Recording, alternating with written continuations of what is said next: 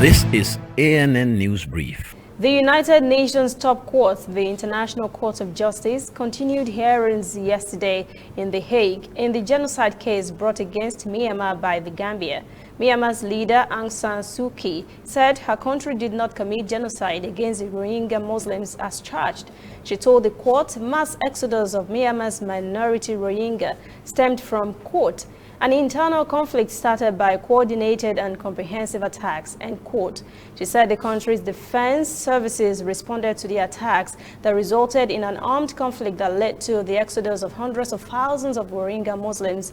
Aung San Suu Kyi appeared before the court in her official role as Myanmar's foreign minister and reiterated her government's claim that the military was targeting Rohingya militants who had attacked security posts in western Rakhine State in 2017. She told the court Gambia's allegations of genocide against her country were misleading. Algeria's highest office of the presidency has been vacant for 8 months now. An election is underway today to fill that vacancy, and the country's army chief has warned that the military will be on the lookout for anyone who may threaten the peaceful running of the polls. That assurance has not convinced the pro-democracy movement that forced Abdulaziz Bouteflika to resign after 20 years in power. The group says it will boycott the vote. Citizens in nationwide protests have long called for a new kind of politics, not just a new president. They want all officials associated with the regime of ousted President Abdulaziz Bouteflika to be removed from office, including interim President Abdelkader Ben Salah and Prime Minister Noureddin Ben Daoud.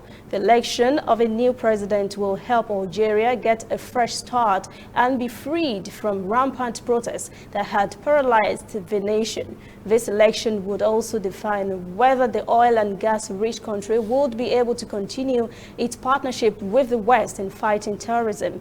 The 5 presidential candidates are all linked to the system the pro-democracy protesters want erased. 2 of them are former prime ministers. We'll be right back.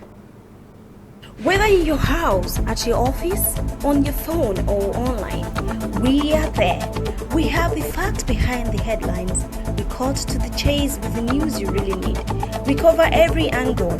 We are the bigger, better news network. We are African News Network. ANN. Watch ANN News on MITV from a truly African spirit. Long-time and now ousted Sudanese strongman Omar al-Bashir testified on Tuesday before a government committee on his role in the 1988 coup that brought him to power. The former leader was forced out by the military in April after months of protests across the country. He was charged in May with incitement and involvement in the killing of protesters. He's holding a whole bag of problems as he's also on trial on charges of possessing illicit foreign currency and corruption.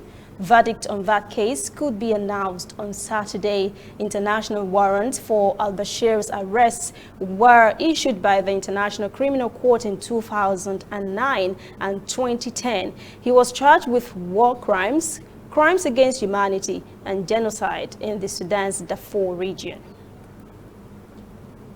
That is ANN News Brief at 10. For details on these and other breaking stories, visit our website, annafrica.news. Conversation continues on our social media platforms, Twitter, Instagram, and Facebook at ANN Africa TV.